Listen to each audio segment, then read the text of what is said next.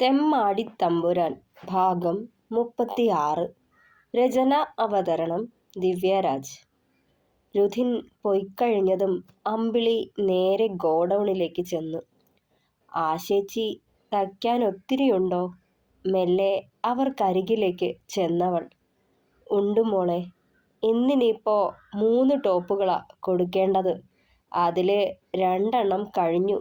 മൂന്നാമത്തേതാ ഇത്. കയ്യിലിരുന്ന fabric ഉയർത്തിക്കാട്ടിയവൾ. Embroidery വല്ലതും വന്നോ? എടുത്തു ചോദിച്ചതും ആ, അവിടൊരു സാരി ഇരിപ്പുണ്ട്. അതിൽ സ്റ്റോൺ വർക്ക് ചെയ്യാൻ ഏൽപ്പിച്ചിരിക്കുക. പിന്നെ ഒരു കല്യാണ സാരിയിൽ തുഞ്ചലം വച്ച് പിടിപ്പിക്കണം. പറയുന്നതിനൊപ്പം ചെയ്യുന്നത് നിർത്തിവെച്ചിട്ട് ഓരോന്നും എടുത്തു കൊടുത്തവർ. അമ്പിളി ഓരോന്നും എടുത്ത് നിവർത്തി നോക്കിയ ശേഷം മടക്കി വെച്ചു. മെല്ലെ ഷെൽഫിൽ നിന്നും എംബ്രോയ്ഡറി ചെയ്യേണ്ട സൂചിയും നൂലും ഒക്കെ കണ്ടുപിടിച്ച് വെച്ചു. രുധിനിപ്പോ എങ്ങനാ മോളെ? വല്ല മാറ്റവുമുണ്ടോ? ശബ്ദം താഴ്ത്തി രഹസ്യം പോലെ തിരക്കിയവർ. മാറ്റണ്ട്. എന്നാലും മുഴുവനും മാറിയിട്ടില്ല. ചിലതൊക്കെ അവർ തന്നെ വിചാരിക്കണ്ടേ ചേച്ചി? നിശ്വാസത്തോടെ പറഞ്ഞവൾ. എന്നാലും ഓൻ്റെ മൂക്കുകയറ് നിന്റെ കയ്യിൽ ഭദ്രമായിരിക്കണം. ഒക്കത്തിനും ഒരു നിയന്ത്രണം എപ്പോഴും ഉണ്ടാവണം. അവളോടുള്ള സ്നേഹത്തിനു പുറത്ത് അവരത് പറയുമ്പോൾ മെല്ലെ പുഞ്ചിരിച്ചവൾ. ഫാൻ ഇട്ടിട്ടും കൂടി ഇതിനുള്ളിൽ നല്ല ചൂടാണല്ലോ ചേച്ചി. അഴിച്ചു വിടർത്തി ഇട്ടിരുന്ന തലമുടി ഒതുക്കി ഉയർത്തി കെട്ടിവെച്ചവൾ. ഷീറ്റല്ലേ മോളെ, അതാ. എന്തായാലും നമുക്ക് അഡ്ജസ്റ്റ് ചെയ്യാം. നമുക്കിതൊക്കെ ശീലമുള്ളതാണല്ലോ അല്ലേ മോളെ? അമ്പിളിയെ നോക്കി മൃദുവായൊന്ന് പുഞ്ചിരിച്ചവർ. ആ കൊച്ചു കടയിൽ 2 ആൾക്ക് നിന്ന് തിരിയാൻ കൂടി ഇടം പോരായിരുന്നു. ഇപ്പോ 4 6 പേര് വന്നാലും സുഖമായി നടന്ന് ജോലി ചെയ്യാനുള്ള സൗകര്യമുണ്ടിവിടെ, ഓർത്തവൾ. ഉച്ചയ്ക്കുള്ള ഊണ് ആശേച്ചിക്കൊപ്പം ചെന്നിരുന്ന് കഴിച്ചു. പതിവിലും അധികം ഓർഡറുകൾ അന്ന് കിട്ടിയിരുന്നു. അന്നത്തെ ദിവസം ഷോപ്പിൽ മൊത്തത്തിൽ തിരക്ക് കൂടിയിരുന്നു. എന്തോ വല്ലാത്ത സന്തോഷം തോന്നി അവൾക്കും. നാരായണീയത്തിലെ അമ്മയുടെ കുറച്ച് ഓർണമെന്റ്സൊക്കെ പണയം വെച്ചാത്രേ ഷോപ്പ് ഇത്രയും മോടി പിടിപ്പിച്ചത്. വാങ്ങിവച്ച വസ്ത്രങ്ങളൊക്കെ വിറ്റുപോയാലേ എന്തെങ്കിലും ഫലമുണ്ടാകൂ, അല്ലെങ്കിൽ നഷ്ടമാണ്, ഓർത്തുകൊണ്ട് പുറത്തെ വാഷ് ബേസിനിൽ നിന്ന് കൈ കഴുകി തിരിഞ്ഞതും വല്ലാത്തൊരു ചിരിയോടെ തൊട്ടു പിന്നിൽ നിൽക്കുന്ന രാമുവിനെ കണ്ടൊന്ന് ഭയന്ന് മാറിയവൾ. എന്താ? ഇത്തിരി ഗൗരവത്തോടെ ചോദിച്ചതും ഉച്ചയ്ക്ക് ശേഷം ഞാൻ ലീവാണ്, പോകുന്ന കാര്യം പറയാനാ വന്നത്. അവളുടെ മുഖത്ത് നിന്ന് കണ്ണെടുത്തില്ലവൻ. അതൊക്കെ അച്ചുവേട്ടനോട് പറഞ്ഞാൽ മതിയല്ലോ.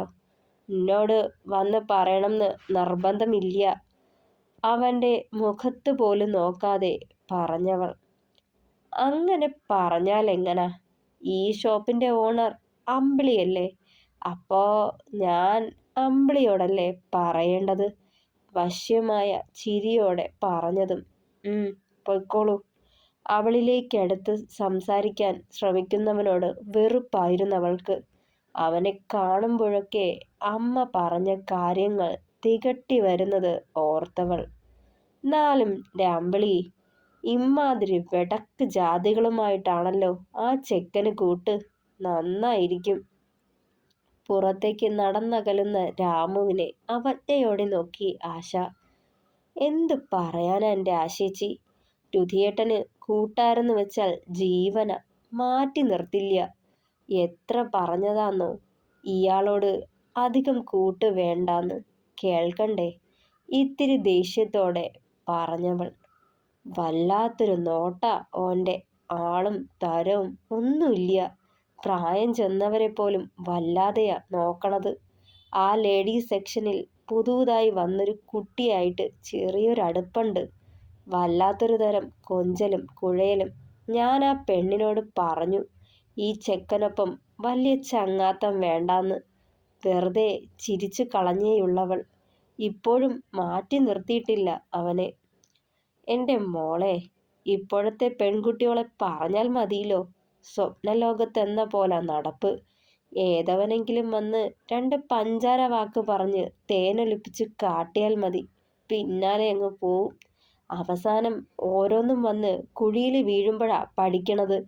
അപ്പോഴേക്കും ഒക്കെ കൈവിട്ടിരിക്കും. അമർഷമടക്കി പറയുമ്പോൾ ആ പെൺകുട്ടി ഏതാവുമെന്ന് ചിന്തിച്ചെടുക്കുകയായിരുന്നു അമ്പിളിയും. രാത്രി 8 മണിയായപ്പോൾ തന്നെ കടയടച്ച് പുറത്തേക്കിറങ്ങിയവൾ ആശേച്ചി പഴയ പോലെ 6 മണിയാവുമ്പോൾ വീട്ടിലേക്ക് ചെല്ലും. മോള് ട്യൂഷൻ കഴിഞ്ഞ് വരണ സമയമാണ്. പേടിയാണ് ചേച്ചിക്ക്. ഇന്നത്തെ സമൂഹം അങ്ങനെയാണല്ലോ. വീട്ടിനുള്ളിൽ ഇരിക്കുന്ന കുഞ്ഞുങ്ങൾ പോലും ഇന്ന് സുരക്ഷിതരല്ല. ഓർത്തുകൊണ്ട് നിന്നതും രുധിൻ്റെ ബുള്ളറ്റ് വന്ന് മുന്നിൽ നിന്നു. എൻ്റെ ദേവിയേ, ഞാൻ വരാൻ വൈകിയാലൊന്ന് വിളിച്ചേക്കണം കേട്ടോ. ഇനിയും ഇതുപോലെ പുറത്തിറങ്ങി നിൽക്കേണ്ട, കരുതലോടെ പറഞ്ഞവൻ. അതേയെന്ന് തലയാട്ടുമ്പോൾ അച്ചു അകത്തുനിന്നും പുറത്തേക്കിറങ്ങി ഷട്ടർ വലിച്ചടച്ച് താഴിട്ട് പൂട്ടി. എടാ, നിനക്ക് സമയത്തിന് വരണമെന്നുണ്ടോ? ഈ കൊച്ചിവിടെ തനിച്ചാണെന്നറിയില്ലേ? അച്ചു കെറിവിച്ചു നീരസത്തോടെ. കുറച്ച് ലോഡിറക്കാനുണ്ടായിരുന്നു. പിന്നെ നീ ഇവിടെ ഉണ്ടല്ലോ എന്നുള്ള ധൈര്യത്തിലാ വിളിക്കാണ്ടിരുന്നത്. ഞാനുണ്ടാവും, എന്നാലും അങ്ങനല്ലല്ലോ. സമയത്തിന് വീട് പിടിക്കണ്ടേ? ചാവി അവനെ ഏൽപ്പിച്ചു അച്ചു. ശ്രദ്ധിക്കാമെടാ, ചെറുചിരിയോടെ പറയുമ്പോൾ അമ്പിളി രുധിന് പിന്നാലെ ബുള്ളറ്റിൽ കയറിയിരുന്നു. അച്ചുവേ, എന്നാ ശരി, കൈയെടുത്ത് കാണിച്ചു രണ്ടാളും പരസ്പരം. രുധിൻ്റെ ബുള്ളറ്റ് മറയുന്നത് വരെ ചെറുചിരിയോടെ അവിടെ തന്നെ നിന്നു അച്ചു. എൻ്റെ ദേവിയെ, എങ്ങനുണ്ടായിരുന്നു ഇന്നത്തെ ദിവസം? വയറിൽ ചുറ്റിയിരുന്ന അവളുടെ കൈ പിടിച്ചെടുത്ത് ചുണ്ടോടമർത്തി പിടിച്ചവൻ. രുധിയേട്ടാ, റോഡാണ്, ശ്രദ്ധ വേണം. അവൻ്റെ തോളിലൊന്ന് പിച്ചി അമ്പിളി. ഓ, അതിനെന്താ, ഇപ്പോ എൻ്റെ പെണ്ണല്ലേ, കുറുമ്പോടെ ചിരിച്ചവൻ. അതൊക്കെ ശരിയാ, പക്ഷേ കൈവിട്ടാല് രണ്ടാളും നിലത്താ, ഓർമ്മ വേണം. തെല്ലൊരു ശാസനയോടെ പറഞ്ഞതും. എൻ്റെ ദേവിയെ, അടിയൻ ശ്രദ്ധിച്ചോളാന്നേ. എന്നാ പറ എൻ്റെ ദേവിയെ, ഇന്നത്തെ ദിവസം എൻ്റെ പെണ്ണിന് സന്തോഷമായോന്ന്? നിറഞ്ഞ ചിരിയോടെ ചോദിച്ചതും. ഒത്തിരി ഒത്തിരി സന്തോഷായിട്ടോ രുധിയേട്ടാ. ശരിക്കും ഞാൻ ഇത്രയ്ക്കങ്ങ് പ്രതീക്ഷിച്ചില്ല. അമ്പരപ്പിച്ച് കളഞ്ഞില്ലേ. ഇപ്പോ എൻ്റെ തമ്പുരാനിൽ എനിക്ക് പ്രതീക്ഷയേറുവാട്ടോ, പറയവേ അവൻ്റെ തോളിലേക്ക് ചാഞ്ഞവൾ. അവിടെ എന്തേലും ബുദ്ധിമുട്ടുണ്ടെങ്കിൽ പറയണുണ്ടോ, മടിക്കരുത്. ആടേക്ക് ഓടി ഓടി വന്നില്ലേലും എന്തിനും പിന്നിൽ ഞാനുണ്ടാവും. അവളുടെ കയ്യിലൊന്ന് തലോടിയവൻ. ചെറുചിരിയോടെ മൂളിയേയുള്ളൂ അമ്പിളി. കെട്ട് കഴിഞ്ഞപ്പോ ഒരുത്തൻ അച്ചിയെയും പുതച്ച് വീട്ടിലിരുപ്പായി. മറ്റവനാണേൽ കെട്ടുറപ്പിച്ചേ പിന്നെ കള്ളം വേണ്ട, കൂട്ടാരും വേണ്ട. രഞ്ജുവിന് മദ്യം ഒഴിച്ചു കൊടുക്കുന്നതിനിടയിൽ കലിയിൽ പിറുപിറുത്തു രാമു. ആരും വേണ്ടടാ, ഞാനില്ലേ നിന്നോടൊപ്പം 2 പെഗ്ഗടിക്കാൻ. എത്ര നാളത്തേക്ക്? കെട്ട് കഴിയുമ്പോൾ നീയും ഇങ്ങനെയൊക്കെ തന്നെയാവും. ഒരു ഫുൾ ബോട്ടിലിൻ്റെ മുക്കാലും വലിച്ചു കയറ്റി കിറുങ്ങിക്കിടക്കുന്ന രഞ്ജുവിനെ പുച്ഛിച്ചു നോക്കിയവൻ. ഞാൻ കെട്ടൂല, ഞാൻ വരും, അരബോധത്തിലും പറഞ്ഞവൻ. ഇതുപോലെ പറഞ്ഞു നടന്നോനാ ആ രുധിനും. തൊലി വെളുത്തൊരെണ്ണത്തിനെ കണ്ടപ്പോൾ മൂക്കും കുത്തി വീണുപോയി. അമ്പിളി നല്ലൂട്ടിയല്ലേ, അതാ ഓൻ വീണത്. രഞ്ജു നാവ് കുഴഞ്ഞ് പറഞ്ഞതും. നല്ല കുട്ടി തന്നെ, പക്ഷേ എനിക്കവളോട് പകയാ, അടങ്ങാത്ത പക. ഒത്തിരി നാള് പിന്നാലെ നടന്നിട്ടും കെഞ്ചിയിട്ടും ഒന്ന് തിരിഞ്ഞു നോക്ക കൂടി ചെയ്യാത്തവളാ നാരായണത്തിലെ തെമ്മാടിയുടെ മുന്നിൽ വീണ് പോയത്. അവൻ്റെ എന്ത് കണ്ടിട്ടാ അവള്? പന്ന മോള്. പണവും പ്രതാപവുമുള്ള ഒരുത്തൻ വന്നപ്പോൾ മറ്റൊന്നും നോക്കിക്കാണില്ലവൾ. വല്ലാത്ത ദേഷ്യം കുമിഞ്ഞുകൂടി അവനിൽ. രാവിലെ അവളുടെ കഴുത്തിടുക്കിലായി കണ്ട ദന്തമുനയേറ്റ നീലിച്ച പാടുകൂടി കണ്ടതേ വല്ലാത്തൊരമർഷം ഉയർന്നു വന്നവനിൽ. എനിക്ക് കിട്ടാതെ പോയത് ഓനും അനുഭവിക്കില്ല, അതെൻ്റെ വാശിയ. അതുപോലെ എന്നെ തഴഞ്ഞ് നീ ഓൻ്റെ ഒപ്പം സുഖമായി ജീവിക്കുമോ? പുച്ഛത്തോടെ ചുണ്ടുകൂട്ടിയവൻ. അവൻ്റെ മനസ്സിലിരിപ്പ് അറിയാതെ അവൻ കൊടുത്തതെല്ലാം വലിച്ചു കയറ്റി നിലത്ത് ചുരുണ്ടുകൂടി രഞ്ജുവും.